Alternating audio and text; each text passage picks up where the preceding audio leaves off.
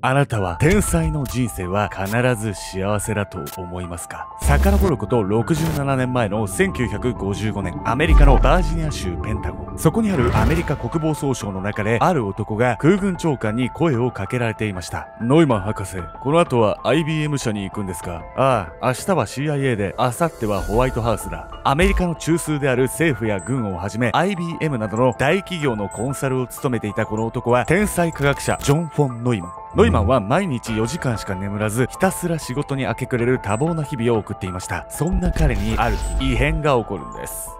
痛い。突然、左肩の激痛に襲われ、倒れ込むノイマン。この時、そばにいたアメリカ軍の関係者は、驚きながらも苦しむノイマンをこう励ますんです。しっかりしてください。博士にはまだ開発してもらいたいものがたくさんあるんです。かつての原爆のように。アメリカ軍に生涯をかけて尽くした天才科学者。一体彼の頭脳は何に使われ、歴史に何を残したのか。そこには我々日本人が決して看過できない非道な開発の歴史があったんです。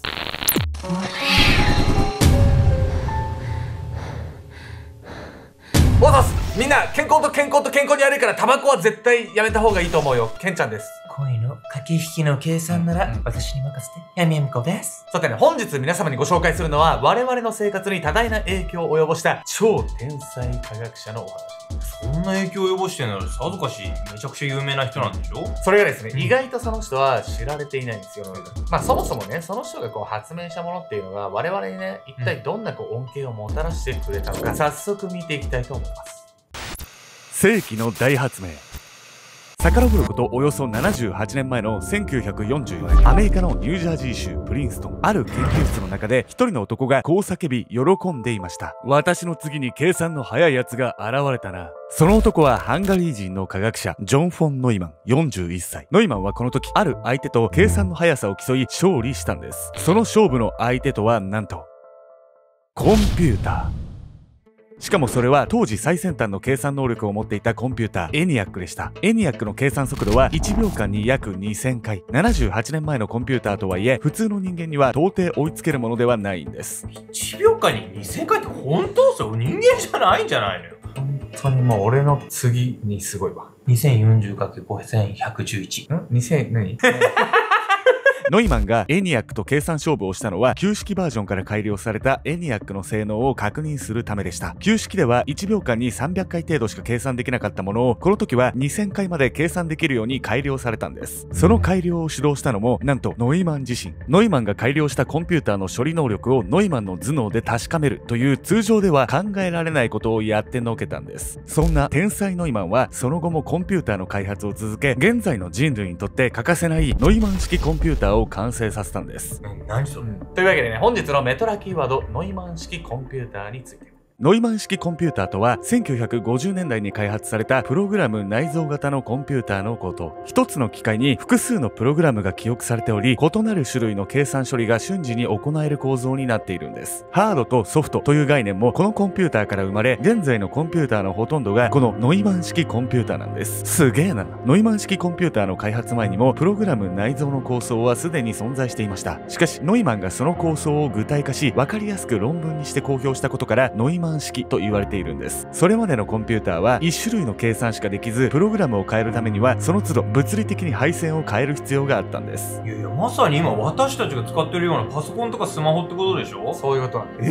めちゃくちゃすごい人じゃないの？今やね、機械にこうアプリみたいな内蔵されてさ、計算が早いなんての当たり前なんですけど、その今の当たり前をね、作った最初の人だからすごいんですよ。そしてノイマンが後世に残した功績はまだまだあるんです。ノイマンが開発したコンピューターを日本で初めて取り入れたのは気象庁。1959年のことでした。実はノイマンは気象学にも進出し、より精度の高い天気予報が可能になるようなコンピューター開発も進めていたんです。彼は計算によって将来の天気予測をする数値予報を可能にし、現在の天気予報や未来の温暖化予測の基礎を作ったんです。現在の我々の生活をこんなにも豊かにしてくれたノイマンのコンピューター技術。当時彼はその技術が進展するたびにこう言って喜んでいました。よし、これであの計画もうまくいくぞ、と。計画ってまたこれもなんか人類のためになるすごい開発なんじゃない？だとね、いいですよね、僕たちにとっても。ではね、それを知る前に、まずはね、このノイマンっていう男が一体いつから天才で、そしてどんな男だったのか、ちょっと深掘りしてみていきたいと思います。天才すぎる男。1903年にハンガリーのブダペストで弁護士の父のもとに生まれたノイマン。ノイマンはわずか6歳の時、あるものを暗記することに夢中になっていました。それは自宅にあった電話帳。その暗記の仕方も常人の域をはるかに超えたものでした。すべてのページを丸暗記し、無作為に開いたページの電話番号をすべて足した数字を瞬時に計算するという遊びをしていたんです。この頃には8桁同士の掛け算、割り算も暗算でこなし、高校生で習う微分積分も8歳で習得。10歳になるとヨーロッパ中の秀才ばかりが集まるギムナジウムという学校に入学するんです。そのギムナジウムに入学して約1年経ったある日のこと、突然数学の教師がノイマンの自宅を訪れるんです。ノイマンの両親はそこで教師から言われたある言葉に驚愕することになるんです。その言葉とは、ノイマン君がこのギムナジウム校で数学を学ぶのは時間の無駄です。なんだどういうこと？このギムナジウムってね、ヨーロッパの最高教育機関なんですよ。そんなところでね、学ぶの無駄ですよってこうさ、一体どういうこと？数学の教師は当時11歳のノイマンはすでに大学院レベルの頭脳があるため、うちの学校の授業は意味がないと伝えたんです。いやもうすごすぎ。教師にそう思わせたのは、実際にギムナジウムの数学の教師たちがある経験をしていたから。それは教師たちがノイマンから難解な数学の定理を教えてもらうという立場の逆転。つまりいくら優秀なギムナジウム校の教師でも彼の頭脳にはついていけなかったんです。18歳以降は数学と科学を専攻し、超一流大学のブダペスト大学とベルリン大学、そしてチューリッヒ大学の3校に通いました。ただノイマンは常に2校以上の大学を掛け持ちしていたこともあり、授業は欠席しがちでした。そのため成績はいまいちと思いきや、なんと全ての大学において優秀な成績を収めてしまうんです。天才も度が過ぎてるわね、これ。もうレベルが違うんですよ。ただね、そんなノイマンにも意外なね、一面があったんです。ノイマンは数学以外の分野でも類まれな頭脳を発揮していました。8歳で44冊もの歴史書を丸暗記し、歴史の問題点を指摘。語学においては生涯で古代ギリシャ語を含む7カ国語を操っていたとされます。ノイマンはこのように全てを完璧にこなしているように見えていたんですが、実は苦手なものがあるんです。それは体育と音楽。ちょっと可愛いな。その2つに関してはギムナジウム校では落第ギリギリの成績だったんです。人柄においてはその頭脳から堅物かと思いきや、ユーモアがあり、人当たりも良かったというんです。天才ともてはやされてもおごることもなく、下ネタで友人と盛り上がる一面もあったというんです。ちょっと仲良くなれるそう。天才ノイマンにもなんか苦手な分野があったりとかさ、そんな一面があるってむしろ好感度上がっちゃったわよ。確かにね、こんな天才がいてくれたから今の人類の発展があるんじゃない、感謝しかないわな。感謝するところもね、もちろんあるんですけれども、そうは言ってられないこう一面っていうのも実はあるんです。怪物の誕生。27歳になったノイマンは渡米し、ニュージャージーにあるプリンストン学術研究所に勤務することになるんです。ここでもノイマンの頭脳は同僚の科学者たちを圧倒しました。その中にはなんとあのアインシュタインもおり、彼にノイマンは天才だと言わしめたほど。後にアインシュタインの IQ は190と言われているのに対し、ノイマンは IQ300 とも言われているんです。彼が39歳の時にはアメリカ政府からその優秀な頭脳を見込まれ、あるものの設計を任されることに。その設計に3年ほど従事したある日のこと、眠っていたノイマンが突然起き上がり、怯えた様子で妻にこう言ったんです。私はとんでもない怪物を作ってしまった。一体何を開発したっていうの？原子爆弾だ。ノイマンが原子爆弾を作ったってこと？もちろんノイマンだけではできなかったんですけど、ノイマンがいなかったら確実にね、完成はしていないだろうとも言われていたんです。当時は第二次世界大戦中で、アメリカはナチスドイツに対抗するための核開発を行うマンハッタン計画を遂行していました。そのマンハッタン計画では世界中の天才科学者たちが集められており、その主要メンバーにノイマンも選ばれていたんです。実はノイマンはそのマンハッタン計画の前からすでにアメリカ軍や政府からミサイルの弾道計算などを任されていました。ミサイルと核兵器の開発に伴う膨大な計算をこなしていたノイマン。さらに彼はより殺傷能力を強める兵器を作るため、ある行動に出るんです。それはコンピューターの開発。瞬時に大量の異なる計算ができるコンピューターがあれば、弾道計算や衝撃波、核兵器のシミュレーションにも活用できるはず。こう考えたノイマンはコンピューターの開発に本腰を入れるんです。コンピューターの開発のきっかけもこの戦争兵器のためだったってことでしょ、であの計画もうまくいくぞってさ言ってたのはこういうことだったの。まあそうなんですよね。残念ながら戦争によるね、兵器開発、そういったのがこう最終目的の中で喜んでいたとも言えますよね。つまり冒頭でご紹介したコンピューター開発の功績の数々もミサイルと核開発のために尽力した結果生まれたもの。ノイマンの気象学における数値予報の貢献でさえ核実験の時に天候状態を正確に予測する必要があったからです。こうしてコンピューター開発を進めるのと同時により破壊力のある核兵器の設計を行い完成させたノイマン。しかしその完成より前の1945年5月、ナチスドイツが降伏しドイツに原爆が使えなくなったんです。そこでアメリカはさらなる残酷な決定を下すことに。それはドイツ同様アメリカにとっての敵国である日本への原爆投下でした。この時ノイマンは原爆投下の都市を決める会議に出席しこう発言したんです。戦争は良くない。しかし原爆投下には賛成する。